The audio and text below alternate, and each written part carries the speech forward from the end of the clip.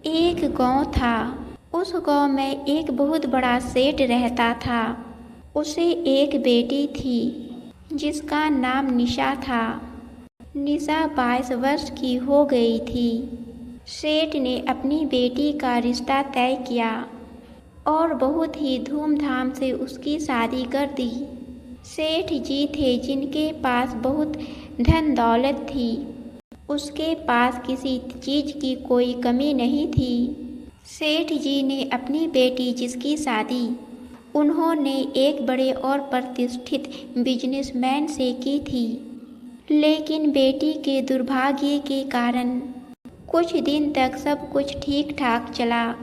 उसका पति जुआरी और शराबी निकला और उनके घर की सारी संपत्ति धीरे धीरे खत्म हो गई।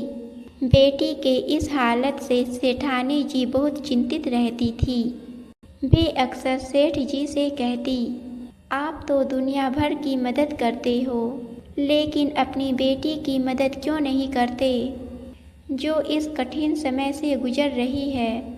सेठ जी हमेशा शांत भाव से जवाब देते, जब उनके भाग्य का वक्त आएगा तो मदद खुद चलकर उनके पास आएगी। एक दिन सेठ जी किसी काम से बाहर गए हुए थे। तभी उनका दामाद अचानक उनके घर आ पहुंचा। सास यानी सेठानी जी ने दामाद जी का आदर सत्कार किया और सोचा क्यों ना अपनी बेटी की मदद की जाए। उन्हें एक उपाय सूझा। उन्होंने मोतीचूर के लड्डू बनवाए और उसमें सोने की असरफियाँ छुपाकर रख दी, ताकि दामाद को यह लड्डू देखकर उसकी आर्थिक मदद हो सके।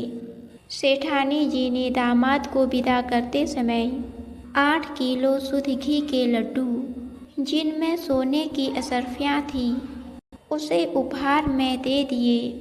दामाद लड्डू लेकर वहाँ से चला, लेकिन रास्ते में उसने सोचा, इतने भारी लड्डू घर तक ले जाने का कोई फायदा नहीं है, क्यों ना इन्हें यहीं बेच दूं।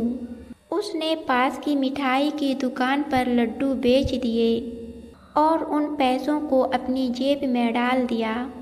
संयोगवश उसी दिन सेठ जी घर लौटते वक्त मिठाई की दुकान पर पहुँचे और उन्होंने घर के लिए कुछ मोतीचूर लड्डू खरीदने का सोचा। दुकानदार ने वही लड्डू का पैकेट सेठ जी को बेच दिया, जिसे कुछ देर पहले दामाद ने बेचा था। सेठ जी लड्डू लेकर घर पहुँचे और सेठानी जी को लड्डू का वही पैकेट दिखाया। सेठानी जी ने जैसे ही लड्डू का पैकेट देखा, वह चौंक गई।